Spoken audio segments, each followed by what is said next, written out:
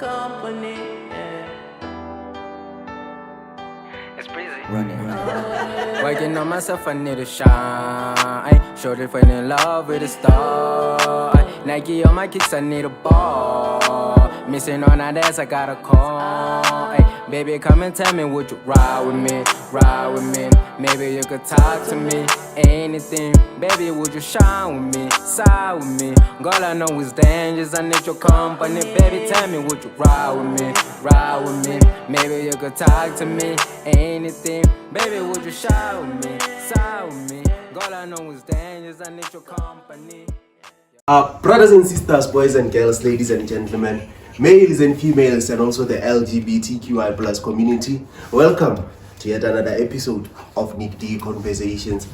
I'm your host, Nicholas. Follow me there on Instagram. It is at Nico_Nicholas to stay updated on the upcoming episodes and also updates of the channel itself. We are there, of course, also on TikTok and Facebook. On TikTok and Facebook, it is just at Nick D Conversations. And for those who do not have the mentioned social media platforms, we do have a WhatsApp channel, so do go to our bio. You will find the link which has a link through to all our social media platforms. Please do join them, follow us, and interact with us.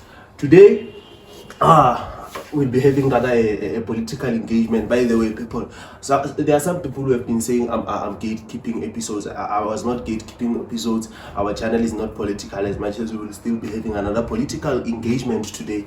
I just wanted them to follow each other chronologically. As you can see, the past two episodes, the first one was the state of the campus address, the second one was the state of campus address debrief. Today we are just going to be going through some other matters which I hope will be of your interest. Good people, how are you? Oh, my brother. It's like in your head you are like, when is this person going to stop talking? Like he's been talking. Obviously I won't be having a conversation alone, so please people do introduce yourself to our audiences as to who you are and what is the mandate of the day. Alright, my brother. No, my name is Thabo, as I am known. I am a comrade of SASCO, the student vanguard. Once again, I'm here at Nicholas State, and I hope that this time around, my brother, will not have controversial conversations that lead to people losing their let's leave it dead. It was about to get controversial. What do you want to say? Let's leave it at dead. Yeah. Let's leave it at dead, my brother. So I just wanted to say, I'm Thabo, and for those who don't know me, because they usually call me comrade. So I am Thabo, and we're here at Nick D again. We're not having Ray Boss here. We're having Nick O2. You understand? God. Thank you very much. No, I love that. In the same breath, I'd like to say thank you, Nick, for having me. Thank you for coming. It's really good to see that young people are occupying the social media space like you are. Yes. And so I'd really like you to continue to do what you do, and let the naysayers say what they want, and you continue to thrive in the ideas and the gifts that God has given you. With that said, my name is Wane Andrews. I am fortunate enough to lead the University of the Free State's DA Student Organization structure, and it has been a journey thus far, but man, I wouldn't trade it for the world. And so that is my introduction to the fellow COFC students, and that is my introduction to your audience at large. So yeah, let's go to work. Yeah, let's talk, people. We are here for the content, and let's talk. Previously, I was invited to the state of the nation, the state of the campus address, and it was recorded, so you can also, if you did not watch it. It is episode 15, if I'm not mistaken, but it is there, it is uploaded. Hopefully you also did watch it. By the way, I need to mention that I am not having this conversation with just Dwayne and Lifa because they are my friends or because I favor their organizations. I did reach out to almost every, if not all, student political parties of the University of the Free State. Unfortunately, some of them could not come due to unforeseen circumstances, so they say, but I'm glad that you are here, people. Now I want us to go back to the state of the campus address. Since you both watched it, did you watch it, comrade? Yeah, I did for the sake of this particular interview. I did. Okay, shut up. So, what are the things that you have highlighted from the state of the campus address which you would like to raise out and point out to the viewers that maybe they might have missed, or maybe they might be causing bickerings in the community? That like, why, how? What are the things, the main points that you have highlighted from the state of campus address, so that we just dwell into them and engage and talk about them? All right, no, thank you for the question, Nick. You know what I realized, or what I took out of the state of the campus address, is the nothingness, or is nothing. Because you go through the agenda points of the state of the campus address. The first one was on finances, and the day before the state of the campus address, we were visited by the Deputy Minister of Higher Education, Deputy Minister Putimana. The EFF then, knowingly that we have financial crisis of students who are in the cohort of higher certificates, as well as those ones who have submitted their appeals still awaiting responses, and students who are affected by N+1 without any just reason. They had to be represented in that particular setting, as the EFF had said that they are going to represent the students there. And they call out, by the way, students to go there and attend onto that particular sitting. Students went indeed, but due to something that I do not know, because even us as SASCO, despite the relationship that we have with the ANC, we're more than ready, my brother, to hold the minister to account, because these students are at our yard, they are in our base. It is us who are realizing their situations day in, day out. Now, in the state of the campus address, the acting president, Musa Masondo, says they were approached, or they were communicated with by the office of the deputy minister, saying that they must give them all the things that the students have been complaining about. And it comes as a surprise, my brother, that these comrades have been going to NSFAS all along. They've been taking databases from the students all along. They've been going to NSFAS to do what, if it only takes the minister to come here and for them to preempt to be doing something, for them to only say that they've sent something of substance to the Department of Higher Education.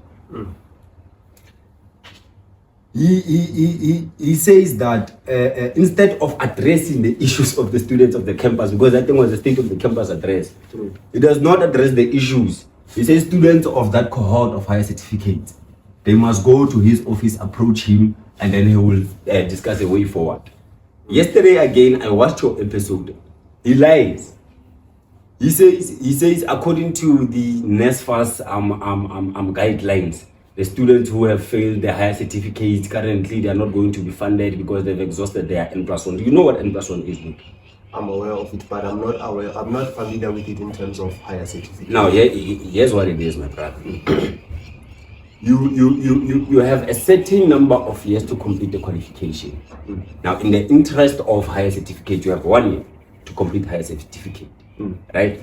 And you have +1, right? In an event where you fail, or in an event where there's something that happens with you, you have that +1. Which means now the students who failed higher certificate last year, they must enjoy their +1. Yeah. Now, the thing that they have to come for their degrees, what that you were saying here, it really has nothing to do with them, because there's a current situation that they must get their monies because they are enjoying their, and that's why they are saying to him, why is the university keeping the money? Because the guidelines of NSFAS are not saying what he's saying.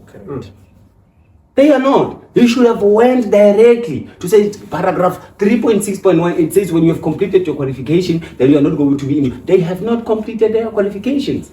That's why they must still be funded by NSFAS, because the qualification is still recognized by NSFAS, and according to N+1 rules, they must be given their money.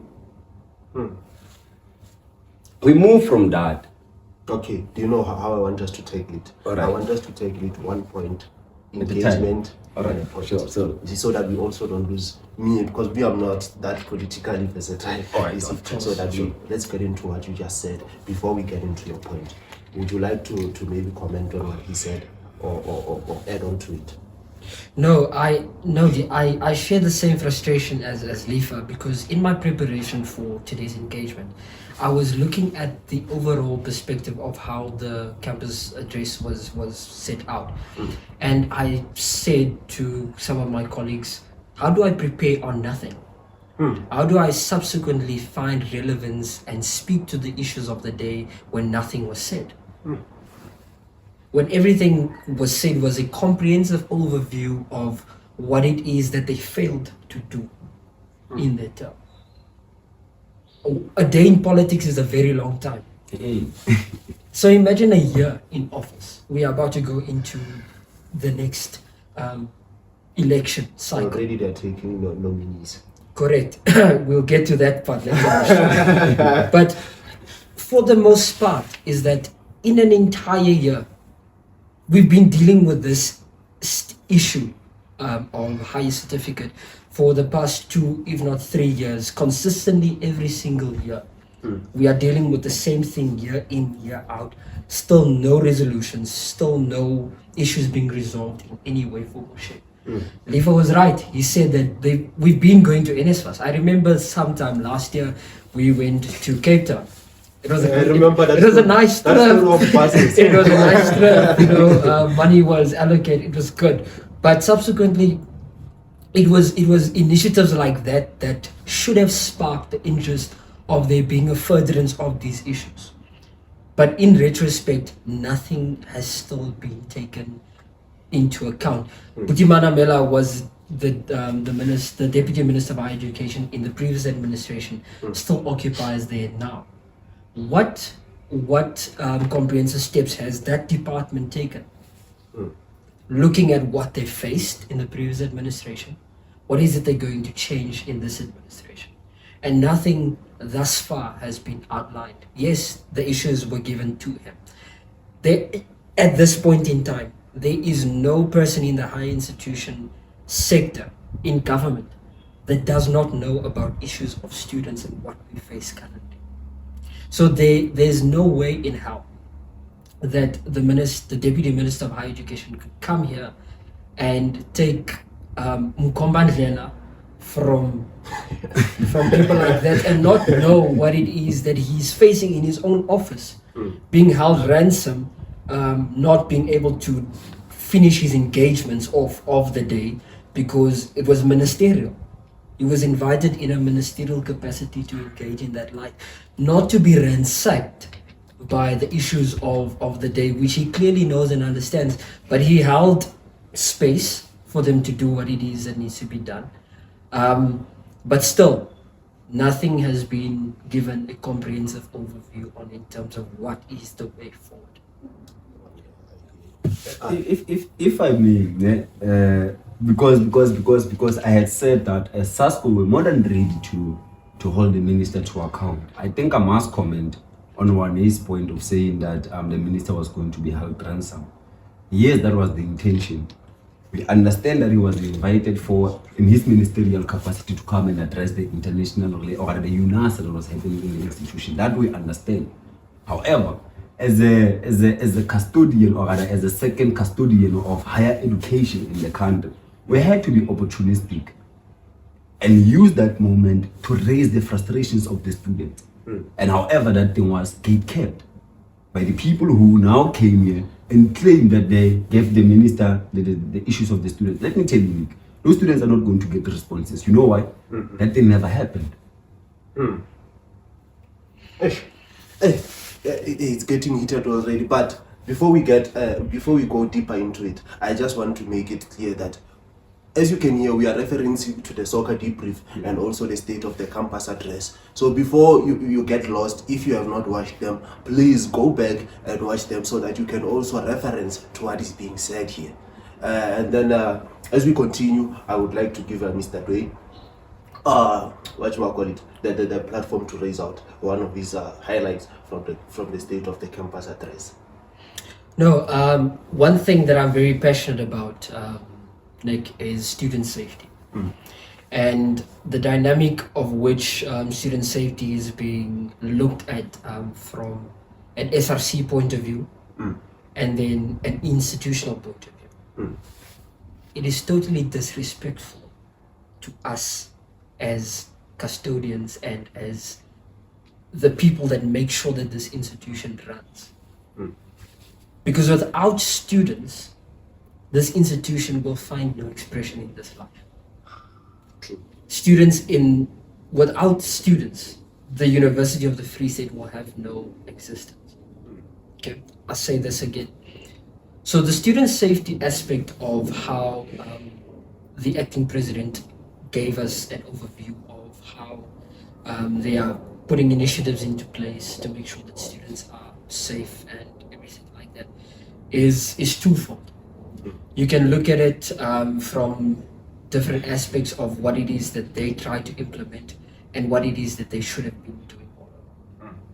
Okay, so they expect a pat on the back for making sure that students get home safe after studying for hours on campus during exam season by initiating what they called this bus service that they rendered.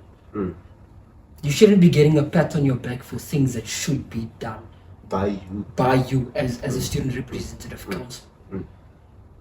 We shouldn't be begging the university to get us more security. Because if we don't understand that the University of the Free State is in a dense populated area where crime is high because of opportunistic people, because some students are moneyed, and so there's always going to be opportunities. And so if we don't make sure that we hold them to account and make sure that student safety takes full priority at this institution, then we are not going to get anywhere. So I'll say this again. As a student representative council, it is your prerogative to engage all stakeholders that allows your portfolio and your delegation to run accordingly. Okay, so if you're not engaging the institution, number one, then you are engaging the municipality, you are engaging the province, you are engaging SEPs, you are engaging outside security sources to make sure that what you are pushing forward as a student representative council is beneficial to all students. Okay. In the 2022 manifesto of DASO, it was said that we will make inputs in an IDP. Wait, the manifesto was the 2022 manifesto was for 2023. 2023. Okay. Right. Yeah. So no, the 2021-2022 manifesto. Okay. The time when Ogutle April was the president. Okay. So in that manifesto, DASA made submissions to the local municipality, which is the Mangaung municipality. And we put inputs into what we call an IDP, an integrated development plan. These high-rise lights that you see on the outside in Brandwag and just here in the archive area, that comes as a result of DASO's input into the IDP. We knew and understood that having sufficient lighting, number one, allows for the criminalization in certain areas to be lessened. True. So Also, it makes you even feel safe. It makes you feel safer, makes you feel safer walking around at night and making sure that you know you are aware of your surroundings. True. Right? And so it is in those initiatives that one needs to find expression. Why are we not engaging other stakeholders? Why are we not engaging the neighborhood watch? Why are we not engaging other entities? Safety and security within the city of Mangaung. Why are we not dealing with public safety and security within the province? Asking SEPs the real questions at birth. I mean, why not? Correct. Because it is a public university. The university is not a private university. Precisely my point. Have we followed up on the murders that has happened as an institution? Have we followed up on the robberies as an institution? Or is it just to an extent where, okay, it's fine, we deal with issues until this point and then it's done? We make sure we put out special alerts to go find missing people, and once those people are found, is that the end of it? And so making sure that we finally engage those who matter the most is what we need to put out there. And so I'm closing with this, and I'm saying that in that regard of him just briefly brushing over the security issue on campus and saying that no, we will engage with protection services. What are you engaging on? After engaging, then what? What mandate are you taking from students, which you are not even engaging, to protection services? Are you even aware of what it is that is going on the ground? That is my closing statement. So in the sense of nothingness, we are subjected to student safety being compromised at its fullest. So yeah, that's just my point. On this point of campus student safety, Nick, that thing is a problem, my brother. And I think I should have opened by saying, students, it's about time that they accept that the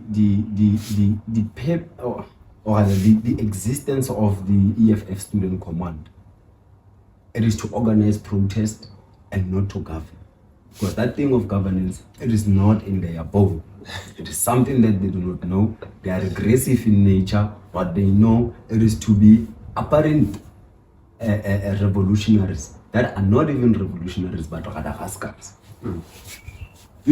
Comrade, sorry my brother for even calling me a comrade. You know what happened, how that bus service came about, my man. SASCO was used as a bargaining chip. We remember that we had launched what we called SASCO safety buddies. Where you were accompanying students. He comes here, he rubbishes that thing, and he ridicules. And I must say, my brother, that as SASCO, we sat down, my man.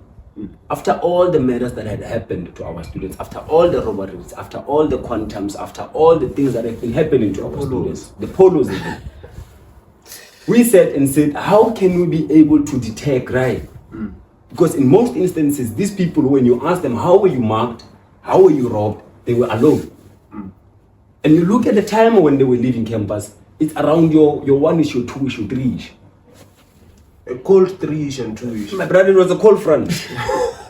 We decided, my brother, to say, rather than always writing statements and saying that there has to be safety off campus, we come from Gassi's comrade. We know how to prevent crime when there's crime. We walk in communities, my brother. We find you, we deal with you decisively. That is the mindset that we had adopted to say, we're tired, my brother, that we're going to come here with aspirations of building our lives to become better people, and it's going to be taken by people who do not have anything of substance in their lives. We're used as a bargaining chip by the EFF. Yes, that's one. They say to in request of those buses. That's why even those buses are not there. I'm going to. they say to the management. There's a student organization that is not trained to deal with safety issues of the students, and they are even putting their lives at risk trying to help the students. Should anything happen to those student leaders, the university is going to be in question. So we are requesting that the university release. That's how they got those buses. If that thing was not initiated by SASCO, it means students would have even been, during that exam period, they wouldn't have been assisted. You must realize one thing. We relaxed with the program as SASCO. We did not relax because we want to be spiteful to students, no. But we wanted to portray a simple thing to say, this thing was not there, it was not their plan, it was not their idea. They used us as a substance to have an engagement with the management, and ultimately the management gave in. We move on that. We're going to have another student, God forbid, that is going to be facing those things. Why should they be given a pat in the back for providing buses? By the way, my brother, we're not working alone as SASCO. We're working with Excellent, the people that they were working with. You understand? We were working along with protection services. When we accompany students, we're not working alone as SASCO. We're working along with Excellent. Yeah, because in the debrief, the deputy president stated that you are not trained to accompany students. So you were with protection services. Indeed, my brother. Indeed. And let me tell you something, Nick. For you to detect crime, you do not need to be trained. You need to be organized, you need to be vigilant, and you need to have a plan or rather an action plan as to how are we going to prevent crime. And the thing of working in groups, even if my brother you were to come there, well, with excellent, these people they carry their guns, so it means you are protected ourselves. You come there with anything that you comes with, it's going to be hard for you to singularly take someone and rob them. If anything, you're going to pass us. That's how we wanted to do this thing. You understand? So we would even leave you at your gate, my brother. True. We would leave you to, they would come, and then after doing those things, we call cabs for our comrades, and then they go to their respective accommodations, because even their safety is of priority to us. Shut up. It ridicules it. And I must say, my brother, I was pained. I was pained because comrades took their initiative, they took their time. They went out at the cold nights, my brother, to ascertain that students are safe, and they know that after studying, I'm able to be accompanied home. And there are also students, the people who are accompanying students, a majority I would like. You understand? By the way, some of the EFF members who were even accompanying them, who were left by buses. So let's leave it at that, Comrade Nick. I want to dwell on this point of inadequate student accommodation. The acting president comes here, he says there are no student, there is no inadequacy when it comes into student accommodation. My brother, it starts on campus. That's nonsense. You go to Telopi today, those comrades, my brother, they can even, at some point, they can even survive a week without the water there, because those, even you stay at Villa Bravo, you have issues there. You know the conditions that our students are living in on residences. By the way, we do not want the student that stays off campus. Because of these issues of safety that we're speaking, he contradicts himself. He says we want students to be safe, and yet they want them to stay off campus because there are service providers in abundance that are willing to give out student accommodation. He even justifies it by saying each and every week there's an advert of student accommodation. Of which we do not want that, because that's what causes the student safety and the student safety crisis. We want them to be on campus. That's why we're saying there is inadequate space, there's inadequate quality on campus student residences. So we want them to be qualitative so that they can be able to be just and conducive for our students who are staying in those accommodations. You find someone, they say, he comes here, he says, they and their commuter students, they went around, they disaccredited a lot of student accommodations. He applauds that, which is ludicrous, my man. Because the problem here, Nick, is not the accreditation system. The problem here is the money of the students. Where is it going? It must not go to the landlords, it must go to the student account, because in this particular instance, you will not go there and disaccredit KPA. But students will be able to move from KPA and go to another accommodation that will be able to satisfy the needs of a student that needs to be studying at the University of the Free State. Bro, you know, that would make total sense, because even me, I come from Limpopo, but at the University of Limpopo, I think they are doing what you're talking about. Yeah, I understand. It was something that was signed, this thing, Comrade Nick, by this comrade.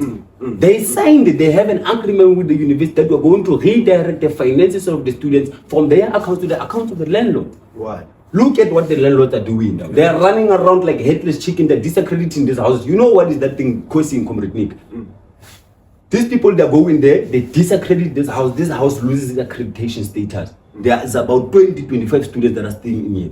Where are they going to stay? On the 31st of July, the off-campus application thing is closing. What is going to happen? We're going to have a crisis, my brother, as a result of their actions, unthought and unprocessed actions, thinking that they're solving the problems, but they're creating problems. So this is what we're dealing with here. And it's about time that students get to realize, but yeah, we have a problem here. Yeah, we have a problem. We have an organization that popped up like a popcorn as a result of the fees must fall. They have no substance of existence. Ask them their policies. What is it they seek to exist? My brother, they're going to tell you about insourcing. We support that. They're going to tell you about decolonized education. We support that. They're going to tell you about free higher education. We support that. But what is it that they are doing to make it an effect that this thing is happening if they take the monies of the students to the account of the landlords? They say they are anti-capital, but they're making capital to thrive. This is the problem that we're having here. Headless people, leading institutions of higher learning, leading intellectuals. And I must say, my brother, this thing happens as a result of a domino effect. These boys of the EFF, all of them combined, they have nothing of substance. You know what makes them to survive?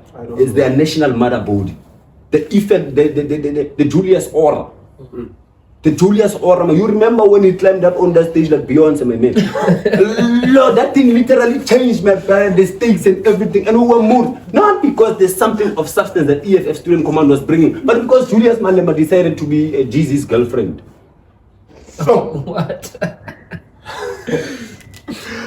I'll add there. You know, Nick, I'm finding common expression with what Lifa's saying. There's a big difference between politicking and governance. There's a big difference. We can come here and politic the whole day. But the moment we hold office, we must be able to govern and govern accordingly. A couple of weeks back, just before elections, I sat on a panel with the former president of WITS in Gauteng. One of the SRC members. And I said to him, there's only two people on this panel that can talk about governance. It's the Democratic Alliance and the ANC. We know how to govern. We govern metros, we govern municipalities. He was telling the comrade president of it, he was telling me, no, we lead institutions. I said, no, you politic in those institutions. And that is exactly what happens throughout every institution that they lead. Is that they politicize every single thing. The bread and butter issues of students, the bread and butter issues of the day is always politicized by that party. I won't even give them, much attention in this regard. Because I have nothing against the individuals, right, in that party. Nothing. I have nothing against the individuals in SASCO. But that issue of finding expression outside of mother body politics is absolute nonsense. Can you as a student organization with your values and principles, Lifa, coexist in a student governance space without having mother body politics interfere with your duty of the day? Can you function as someone holding office without your mother body politics finding expression in what needs to be done? So I share the same sentiment of what Lifa said. Now we go back to the student accommodation issue. It is also something that must be detached from student governance and be fully embossed in what it is that the institution itself and their senior management is doing about it. The senior management of the institution and HRA, they make these decisions year in and year out to put those same people on those lists, those same service providers of student accommodations on those lists, without making sure that a comprehensive oversight has been done. They can go around shutting down these accommodations as much as they like.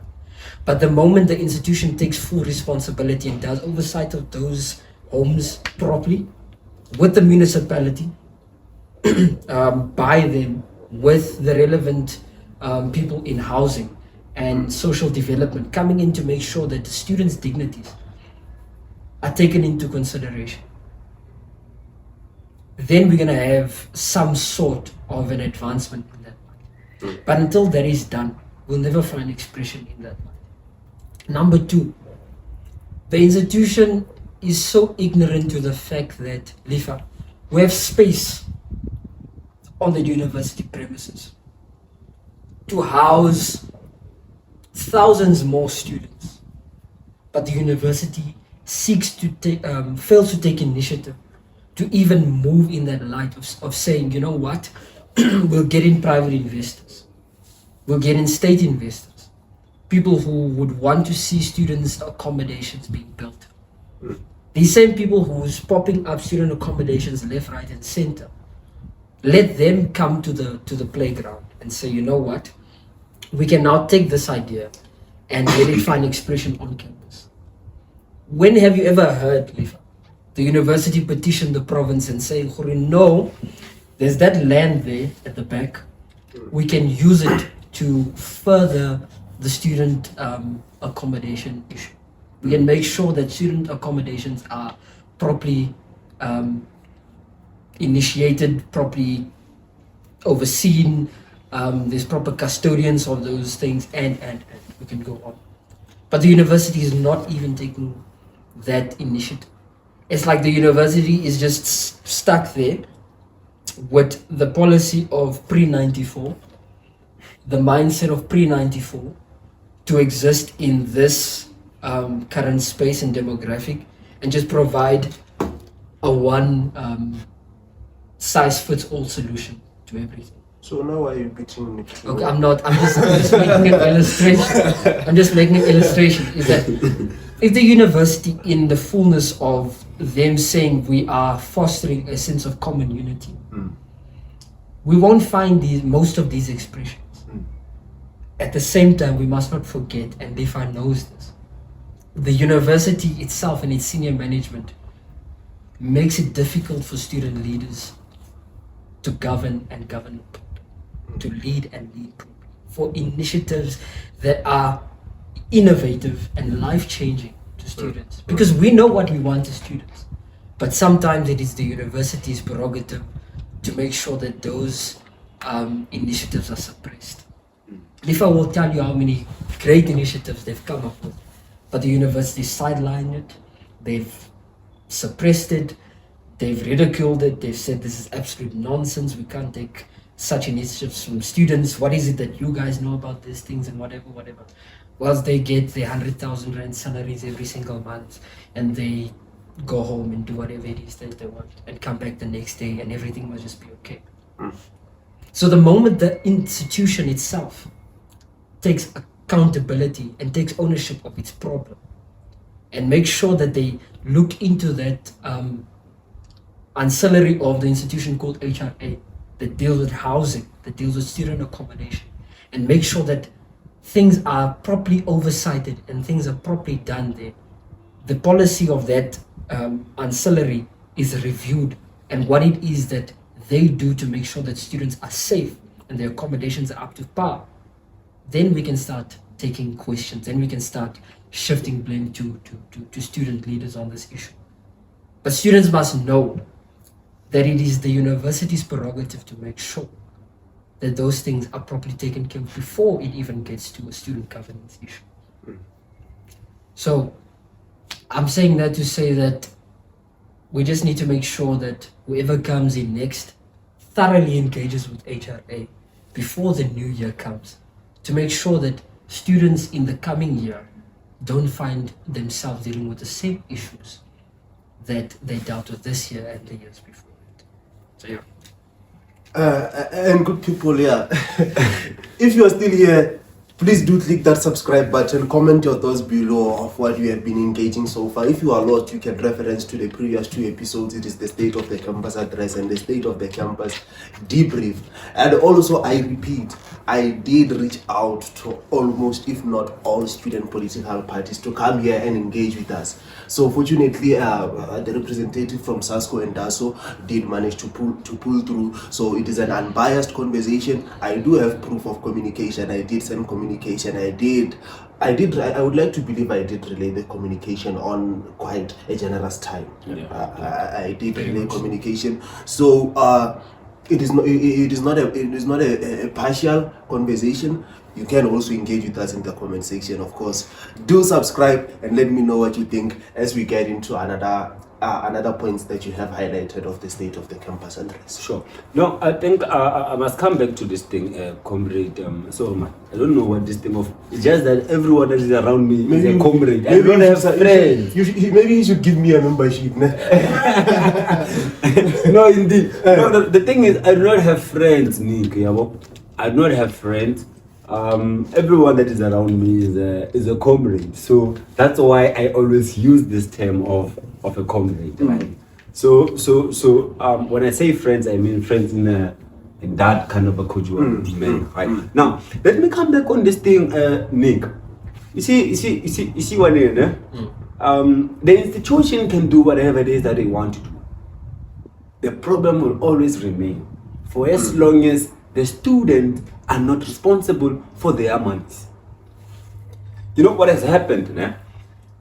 One thing that has made your president to these people, I don't know why they like to lie, man.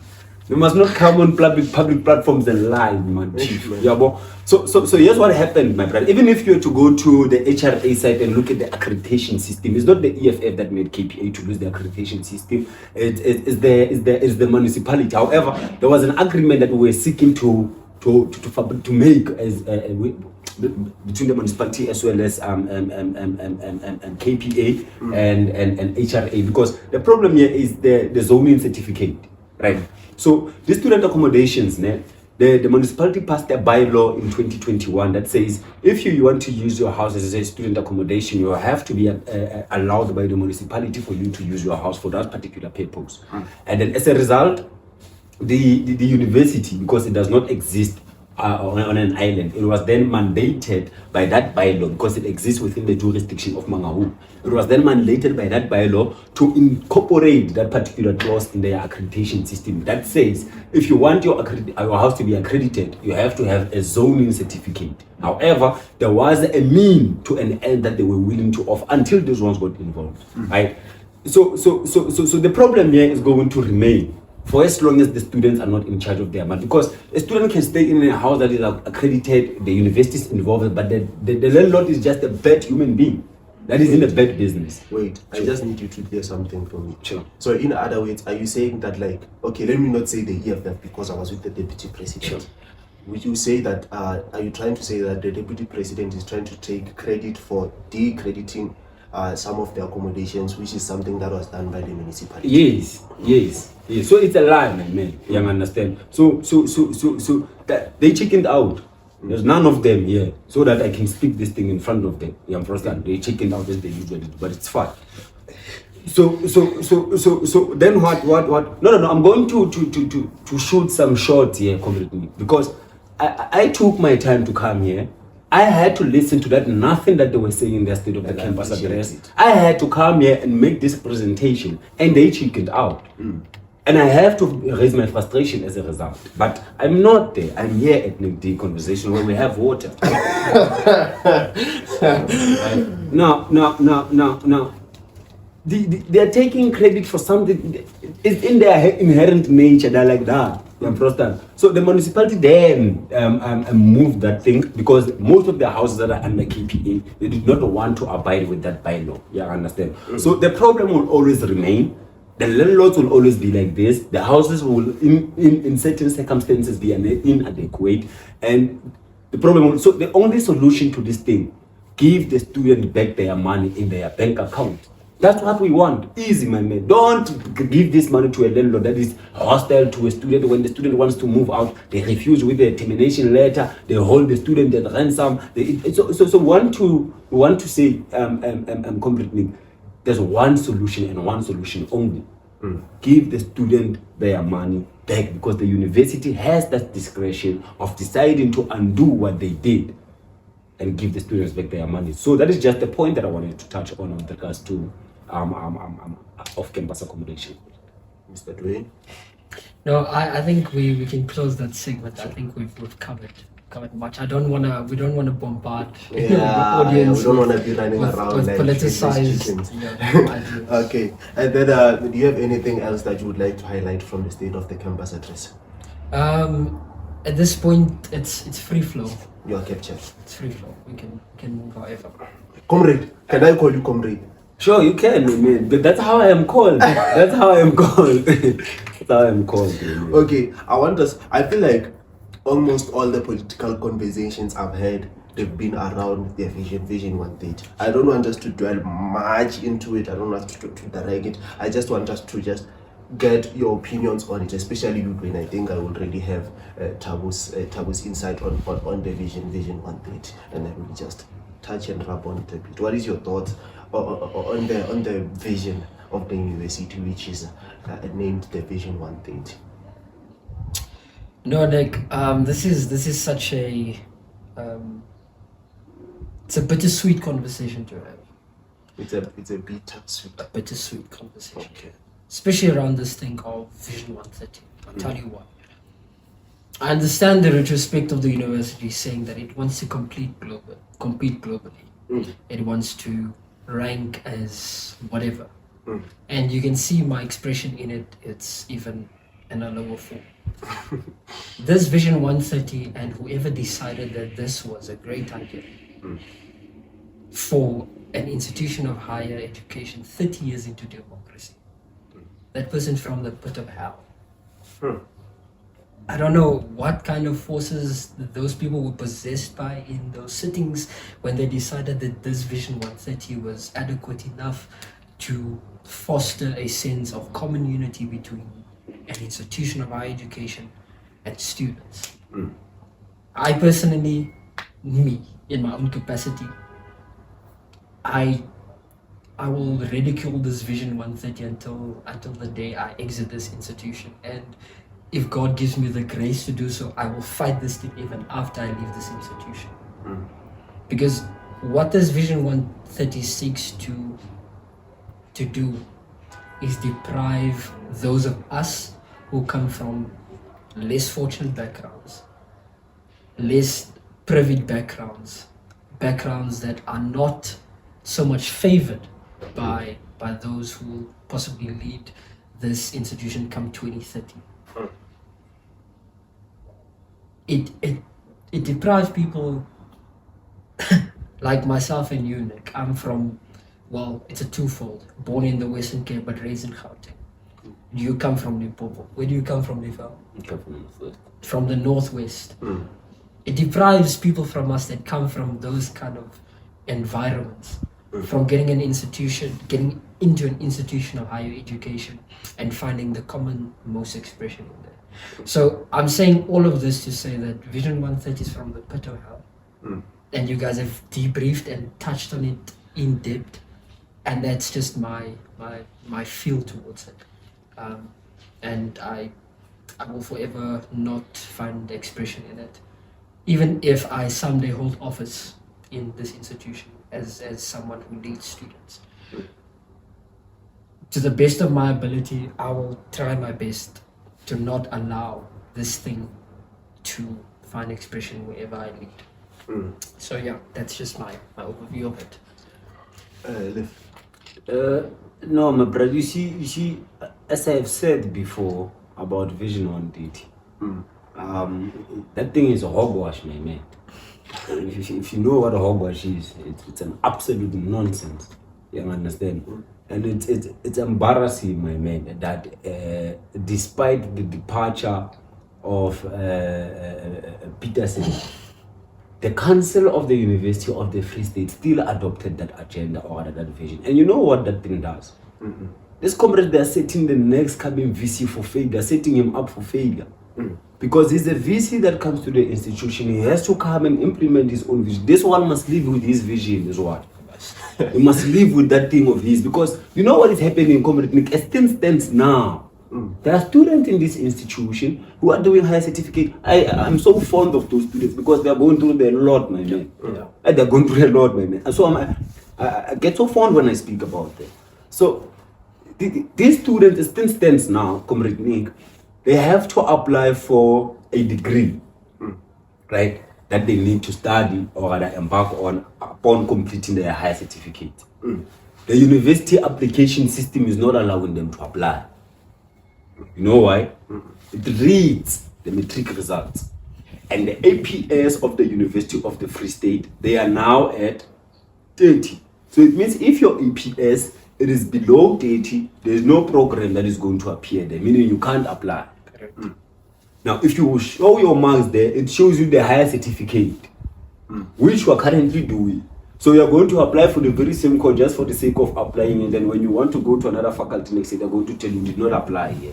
Correct. So the system, it has begun, Vision 130. It is kicking those ones who came here through university access program outside. Next year, there's no longer a higher certificate in theology. It's no longer there. They have removed it. It's not there, my man. You know, so Vision 130, it has begun. So this thing is a whitewash, my man. Or should I say a blackwash? They want to wash away black people and remain with the status quo of white supremacists, the racial people that are in this institution. That's what they want to do. That is the purpose of the vision. There's no single individual, not even a single individual, besides Peterson, that I've seen speaking fond of this thing. No one, my man. Unless if you know of someone that I do not know of. Not even lectures. There was the doctor here, Dr. Pedro Mzileni. You must go and look into that thing when Peterson invited staff members to come and engage on Vision 130. He engaged him, he told him, this thing of yours is unscientific. Is there where I can reference and check it? Yeah, I'll make it a point that I send you the link. Yeah, the link, so that you are able to also put it in the bio, so that your viewers are able to go through it. He told him, it's unscientific, this thing of yours. It's unrealistic. It does not speak to the current geopolitical situation that our students are going through. It's not.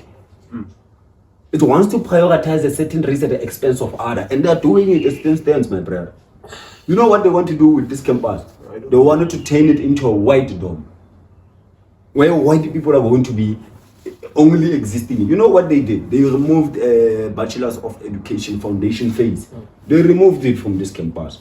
They took it to South Campus. They are going to remove humanities. They want to take it, actually, in agriculture. Yeah. They want to take it to Kwakwa. So you must analyze these things. What is it that they want to achieve, these people? What is this thing is not vision. It's not Vision 130, my brother. It's the Vision whitewash. This thing, my man. They're playing with us, these people. And we told him in the last engagement we had when he invited us to come and engage on Vision 130 Peterson. We must go and look into that thing. I even told him, I asked him, Chief, when students are going through mess here and things here, you are like an absent father. You are nowhere to be found. You only come here when there are gatherings. He says to me, no, I'm always on campus. Comrade Naledi Moloi, he came in to say, he argued at length about Vision 130. He ended up Peterson in his own way, saying that he will have to review this policy. Him, not me. Because we're attacking him and showing him that this thing of yours, my brother, it does not speak to our situation. Again, I'm going to give you that link so that it can be in the bio. Correct. You understand? There's no vision there, my man. There's an ambition. It's obscure. You understand? There's an ambition of retaining and resurrecting the whiteness in this particular institution. So would you say that the university is on a movement to try to maybe turn the university into like those high-class universities where even the courses of study are the courses of study by which only the well-off, a majority of those who can do them are those who are well-off? Indeed, my brother. Indeed. That's why they want to even rank themselves, global ranking. Correct. That thing on its own, my man, it does no longer speak about the poor masses of our people, the downtrodden children of the working class in this country. It does not speak about them. It speaks about those who own the means of production. It speaks about people who have money, monopoly in their hands to be able to bring their children here. You look at the kind of exclusion that was happening this year in Igman. There was an appeal, all of a sudden an appeal form. Students must fill in, even if you owe the institution 500. If you not fill in that thing of an appeal and make a payment arrangement, they're going to kick you outside. Correct. What is the rationale? Squeezing the amount. What is the rationale? Access to a certain program. We know that in this institution, we have majority of the students who are using NSFAS. You leave those ones of NSFAS. We have the majority of people who can't fund their studies belonging in the missing middle. Correct. So the people who are trying to be kicked out of this university are the missing middle. And in the most, they are black, because it's the black missing middle that can't afford university tuitions. There's 4 of you at home. Your mother is the teacher. Yep. She has to pay 32,000 of law school there. She has to pay 45,000 of this particular accommodation you stay in. You have to give you food. You have to wear. You have to register. You have to register. You have to be like other children yourself. So the intention of the system is to kick you out. Correct. You understand? So and they've embarked upon it, my man. So Peterson is leaving this institution having established or achieved his mission. That's why even the council of the University of the Free State, shame to Nokoma Salesa, who is the chairperson of that council, who allowed this thing to be adopted under him as a chairperson of that council. Shame on him. Saying it on this podcast of yours, my brother, if you made someone to lose his job, it may make me to lose my academics. It's fine. Yeah. But we must not be afraid to speak the truth, my brother. On the basis that we're going to be victims, they've arrested me, they can do it again, my brother. Correct. I'm not speaking as someone that is emotional now, but this thing touches the downtrodden masses of our people, my man. When Jonathan Johnson passed that thing of university access program, he was not a fool. He knew that some of these kids, they come from schools where they are taught English in Sixhosa. At Mukandu. In Mkanduli. Do you remember Mukandula High School? They are subjected to that kind of a reality. You are dealing with people here, Comrade Nick. They are not stupid, these people. They are way too smart as compared to the other. Because the other, they have to use extensive resources to get even tutors and private what. China, we don't use those things. We use Sasol library, we come up with our things. That's how capable we are. 100%. This comrade, let me leave it at that, Comrade Nick, it's fine. I think I'm captured. Leadership, are you captured? No, I want to share the same sentiment. It is totally a disgrace.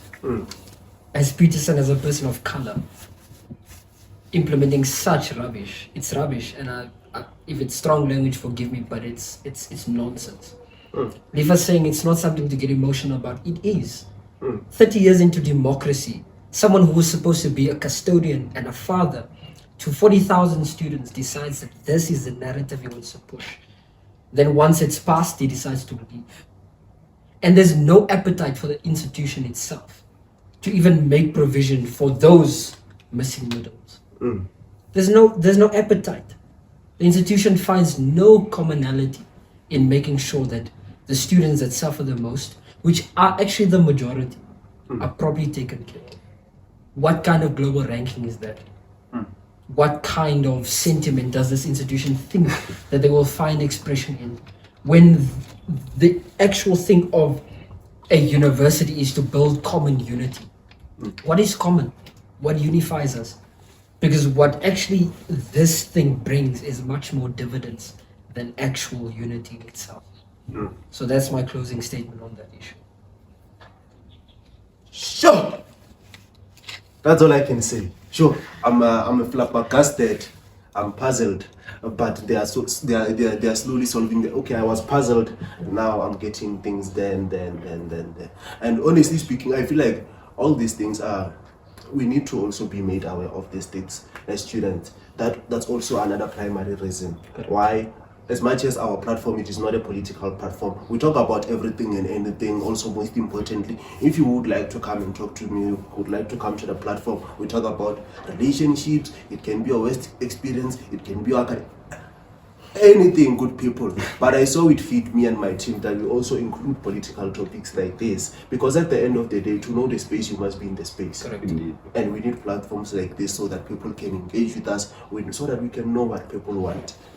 And for me, the only way for us to know is for you to leave the comments below and let us know what you think of what we have been talking about. Hopefully, you will send me the links as soon as possible, leadership, so that people can reference to them. Another thing that is happening is that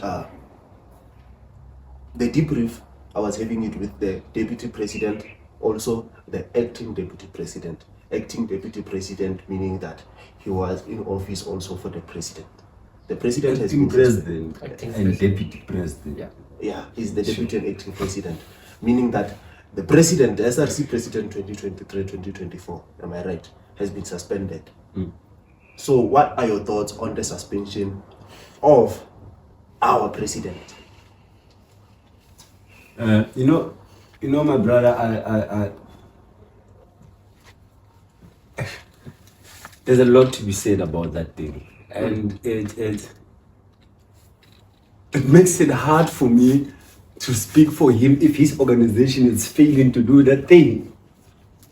It really makes it hard. How do I say Akola's suspension was unjust and uncalled for, and you find the acting president saying, if you have a plan, you can visit us, you can come to us so that we can strategize on a way forward. It's almost a month. The term is over. So it makes it hard for me to but I must say, my brother, that you see the intention of the university always, my brother, it is to deter, fragment and break student leaders. I might have had reservations or differences with Akola, but I know there's one person that has always had the best interest of students at heart. They were able, however, to break him when they charged him. Because you know what they do, these people? They charge you, They use that thing as a bell over your head. Ding-a-ling, ding-a-ling, ding-a-ling, ding-a-ling. You must not. Ding-a-ling, ding-a-ling, ding-a-ling, ding-a-ling, ding. You must not. Ding-a-ling, ding-a-ling, ding-a-ling, ding-a-ling. You must not. Right? And then at that time what students are doing? They are coming to you.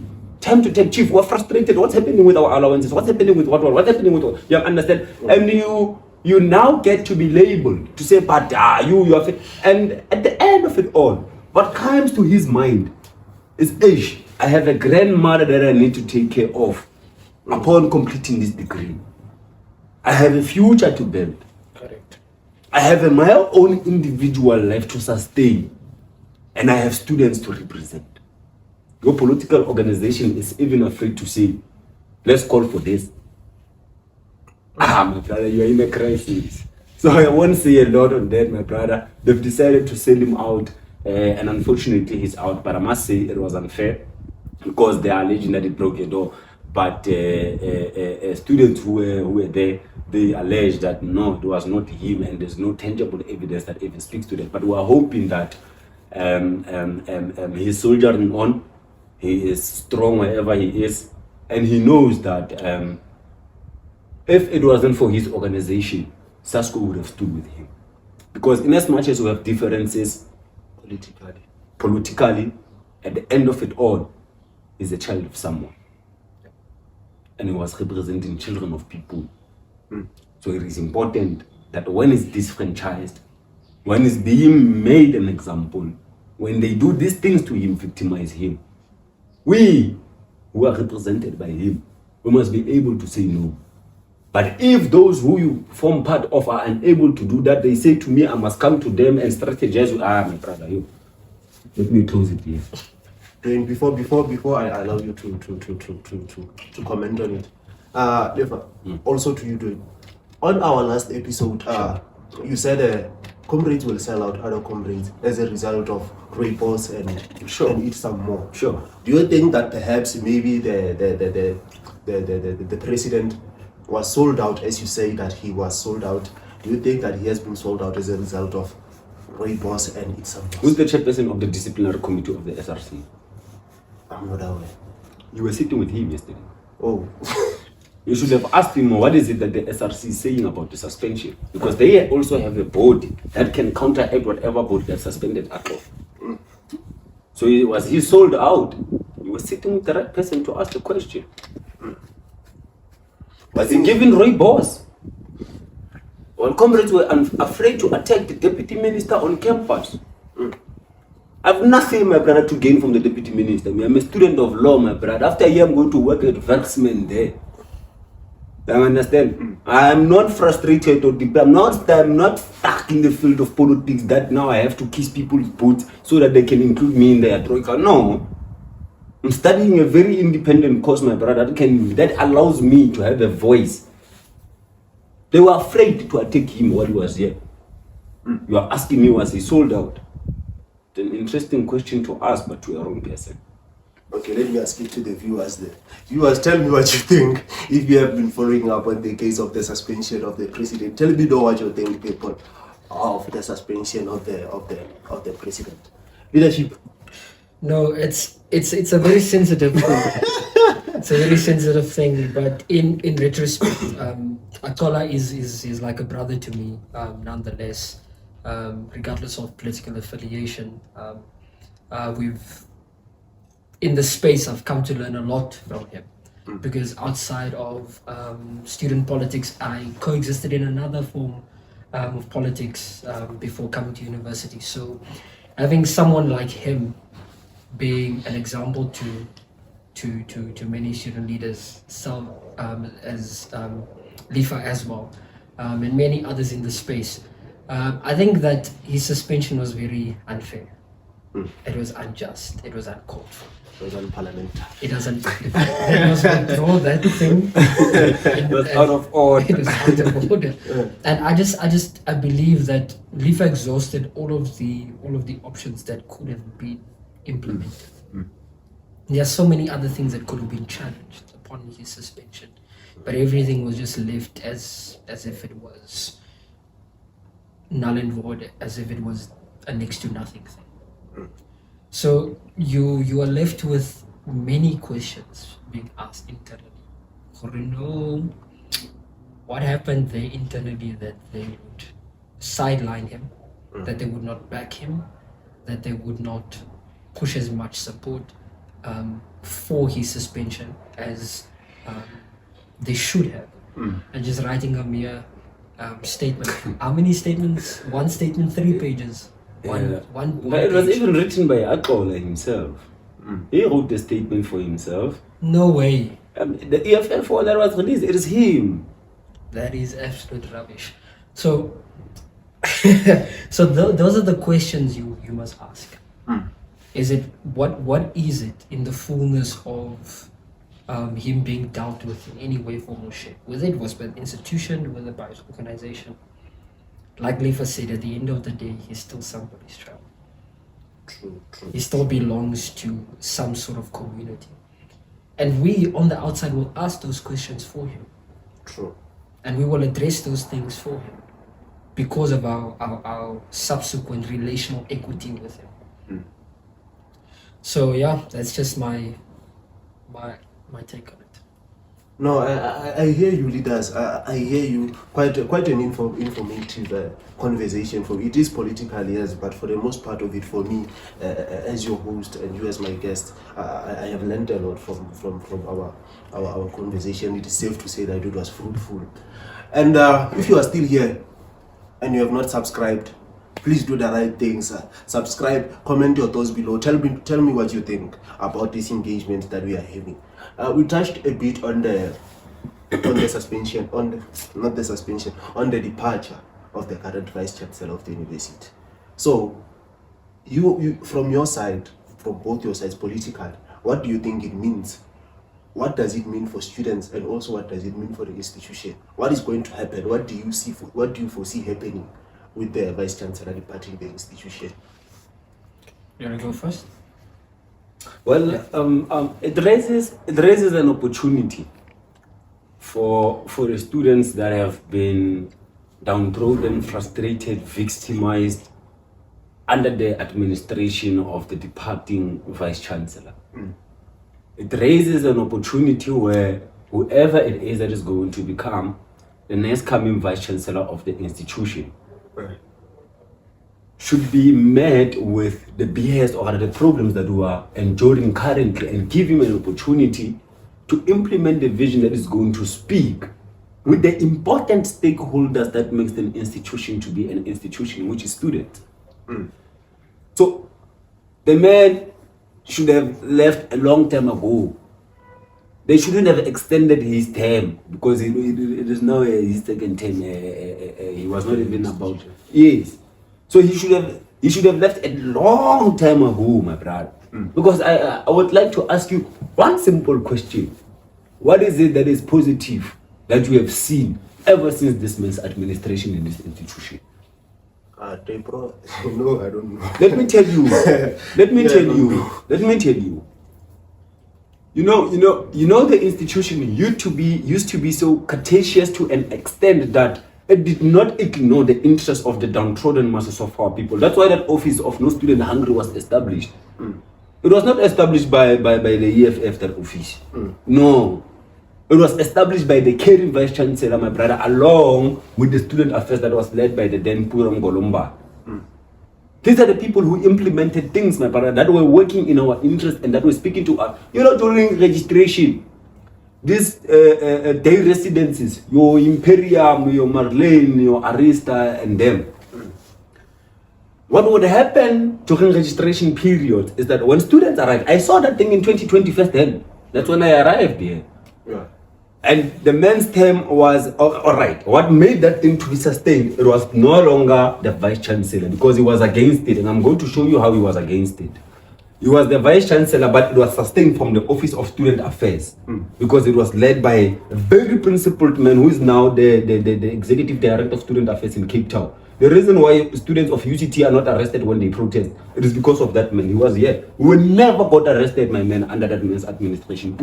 Never. Not even once, my man. Why? He understood and he was an activist. The problem is that this institution appoints people who are not activists, who do not understand the status quo. You just take a mechanical engineer because he has a PhD that is peer reviewed, you make him a vice chancellor on those bases. There's really nothing of substance that really this man has brought. Now, going back to this thing of emergency accommodations, as we used to call them, the students will then be spread around. We have mattresses. There is Akasha. Yes, yes. There's a smaller office here just before you get to Gagisho. It's between Akasha and Gagisho. There's a smaller office here. If you were to check in there was a hob of mattress, my man, bought by the SRC that was led by the capable Sasko then under the president of Asivetland. A lot of them, they would be taking those mattresses to their respective day residences so that students, because we had an understanding that not everyone would currently, as they want, to have 150 to go and sleep in an emergency accommodation. Not everyone has that. When I arrived here, Nick, maybe one day we'll have a conversation about this. Yeah. I arrived here with 20 rands, my man. I do not have parents, my man. I came from an orphanage, my man. I arrived here with hikes, my man. You understand? You arrive here and then imagine, they say to me I must give them 150 for emergency accommodation. I have 20 rands. Man. I have to decide between Skambani and giving. So you understand the position that it puts other students in. It's frustrating, and it's, to be frank and honest, my brother, it is not supposed to be happening. It is not supposed to be happening. Now, fast forward COVID-19. Of course, registrations then they happened in 2020 proper. We allowed that emergency residence, and then in 2021 students were then registering online, and then only those of sophisticated faculties will come on campus, and then that's when they banned that thing of emergency accommodation. They used the thing of COVID-19 as a result of banning these things, and students are now subjected to 150s that they have to pay off campus. We have lost that. So it is on those bases, my brother, that such a mere basic thing that someone leaves Limpopo, he comes to the University of the Free State. When he gets in, the University of the Free State sends him somewhere else to go and sleep. You understand, my brother? So it is all the smaller things which mattered the most, which have been reversed as a result of our departing men. So the men should have left a long time ago, because there's really nothing of substance, of relevance that he has brought, rather than arrogant staff members. Staff members of UFS, my brother, they are unapproachable. They are arrogant.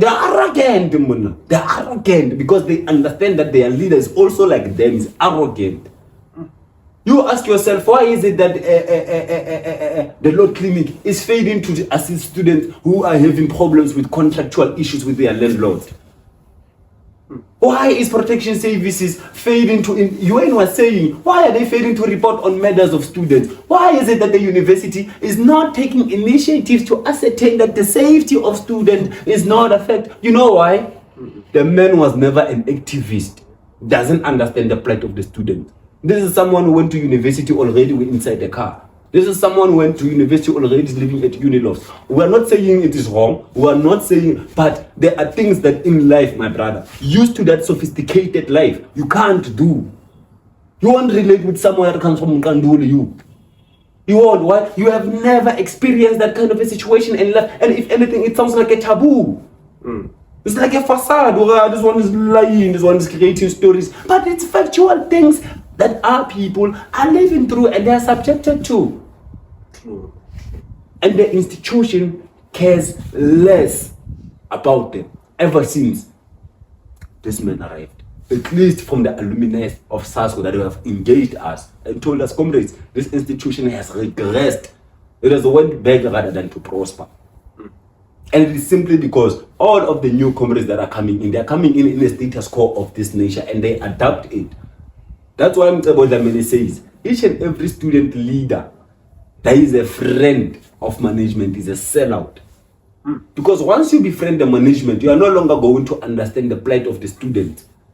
You understand? Why? You're going to be sophisticated in language, you're going to be given rooibos, you're going to be given it somewhere, and you're ultimately going to forget your consciousness. Pushing another. And when consciousness escapes you, as Julius Malema usually says, it doesn't say goodbye. And it's so unfortunate that most of his organization or other members they have lost their consciousness, if they had it, by the way. No. Leadership. No, I share similar sentiments to what Leif was saying. Simply because he's been at the institution longer than I have, and he's seen things that I haven't. But my main point, and I'm closing with this, is that Bra couldn't even make sure that the council that he was chairing, of VCs at a national level, could find expression. How much more would he have found expression in leading an institution that he was supposedly, but anyway, that's just it. Leif said a mouthful, and I agree with him entirely. Okay, leaders, once again, thank you very much for coming. I really do appreciate you honoring the invite. Overall, I'm captured with everything that has been addressed, because I feel like that's what I would have liked to address with all the student political parties that I have. Trust me, I guarantee you that I have sent out invitations to. But I'm glad that you are here, and I really appreciate your presence here by Nick D Conversations. By the way, are you guys going to run for? Are you guys going to campaign this year? Yeah, the South African Student Congress Organization will be sending at most capable comrades amongst ourselves, which would have been tried and tested to represent the interest of our students in the Student Representative Council. And I'll be at the forefront of making sure that we deliver that thing. But personally, I'm not contesting, but I'll be sending people that are very much capable and will be able to represent the interest of our students. Yeah. Leadership. Okay, from the Democratic Alliance Students Organization side, this is a first year at NICD. This coming week we'll make an announcement, but you guys will hear it first.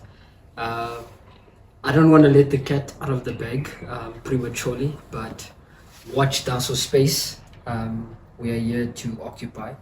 We're here to make things right. There's a lot of injustices, and the GNU must find expression. I'm joking. I'm joking. I'm only joking. I'm joking. Those things of GNU I'm exist joking. there. Because I know how Lifa feels about the GNU. So, but no, in the coming week, DASO will make an announcement on the progression of our campaign strategy and what we'll be doing going forward. And so stay tuned for the announcement. So I'm only saying this to you, Nick, disclosing that I'm not contesting, because the last time I was accused of young prostitute. So I'm just clearing the air to say I am a man of my words and I'm committed like that. So I was just making you aware, my brother, that I kept my word as I said to you. but also you did say that if the people want you, you'll be there. Well, unfortunately, the people do not want me to be there. They want me to lead them into taking them there. Leadership. Okay, people, with the upcoming elections, I'm going to try to organize a movement, me and my team. We are going to try to get all the president candidates from, just as I tried before, to try to get all the all the representatives from different political parties. I'm going to try to get all the president candidates. Hopefully, I'm guaranteed of SASCO and DA to be here, the president candidates. I want them to be here to present their manifestos, not per se present them, but for us to dwell into them and criticize and also analyze their manifestos. Right. So hopefully, SASCO and DASO will definitely be there. Other than that, people talk to my people, they're not political.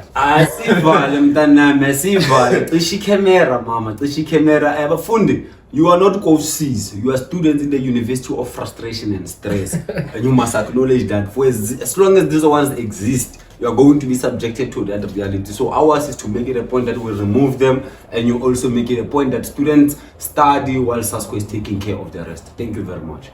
Leadership. Cool. To our conversators. In the light of everything said, young people, you are in charge of your futures. You get to go out there in this coming election. Make sure you vote accordingly. Vote for the kind of people you want to lead. Vote for the kind of institution you want to be ran. And ultimately, you get to decide. The power's in your hands.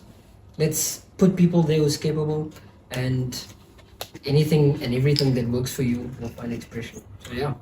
Last year we were voting online. All you had to do was just go to a website, click on, check on who you want to lead you. So now I want you to use that very same thing and start practicing and exercising, Subscribe click that like button, and subscribe. click that subscribe button, and let me know what you think of today's engagement.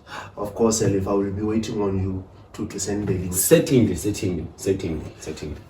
Good people, I'm your host Nicholas. Follow me there on Instagram. It is at Nico_Nicolax to stay updated on the upcoming episodes and also updates of the channel itself. We are there on TikTok and Facebook. It is at Nick D Conversations. We do, of course, also have a WhatsApp channel. So go to our bio. You will find the link to all our social media platforms. But most importantly, we are impartial, we are independent, and we are unbiased.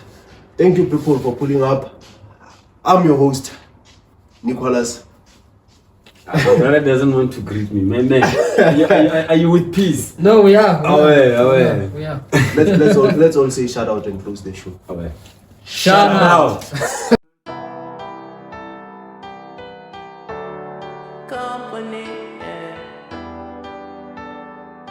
It's breezy.